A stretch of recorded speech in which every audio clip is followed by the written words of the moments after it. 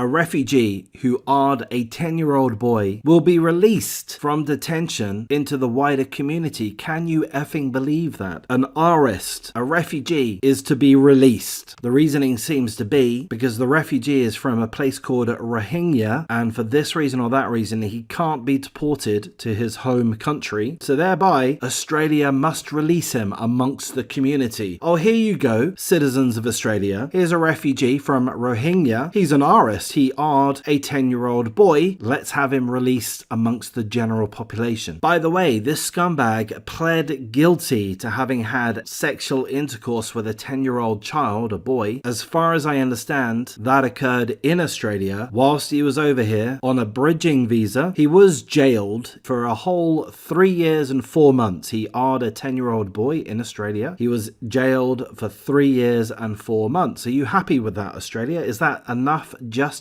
for you? Here's my answer. No, not by a long fucking way. R-ed a 10-year-old boy, jailed for less than 3.5 years. If the Australian government were of the mind that he could be deported, then that's what would have happened, but they're not. Rohingya's too dangerous of a place. Apparently, for this poor little child R-ist, we must keep him in Australia. What the F are you on about, Australian government? Oh, by the way, taxpayers are going to pay his legal costs. Perhaps some of you are thinking, well, hey, come on. We don't know too much about this refugee. Maybe he's highly skilled. Maybe he's going to be a valuable member of the community. Maybe he's a doctor or an engineer. No, he's not going to be a doctor or an engineer. We don't know nothing about him other than he's an R-ist, a child R-ist. He came over here on a boat in 2012. I'm not a fan of that myself, but I mean, I can understand it to some extent. If you're in a country which is ravaged by civil war or such, then you want to get the F out of there. Not an ideal situation to be in. I have some level of sympathy for refugees in general, some level of sympathy. I'm not saying a high amount, I'm just saying some. But if you turn out to be a child R-ist, all of that sympathy goes out of the window. You deserve nothing from Australia. And yet, he's been given a pass. 3.5 years or less than 3.5 years in jail. Now he's amongst us, walking the streets, sucking off the teat of the taxpayers. Fundamentally, probably for his entire life in my guess, but you know, perhaps I'm a little bit biased. So who do we have to thank for the release of this child R-ist? Well, of course we could say the Australian authorities, but they were pressured by the Human Rights Law Centre, if I understand correctly, perhaps I don't, who wanted this child R-ist to be free because otherwise he would be kept in indefinite detention. Oh, you can't do that to poor little child R-ists. Can't keep them in indefinite detention. Got to give them a time frame as to when they'll be released, and the Australian government, the Australian judicial system wasn't in a position to provide a time frame because they weren't able to justify the deportation of this scumbag back to his home country, Rohingya. If it were up to me, I'd put him on a ship, take him out to sea, give him a 6-foot dinghy and send him on his way. Oh, there you go, buddy. See you later. Good luck with everything. No need having you in Australia R-ing little children. But no, the Human Rights Law Centre must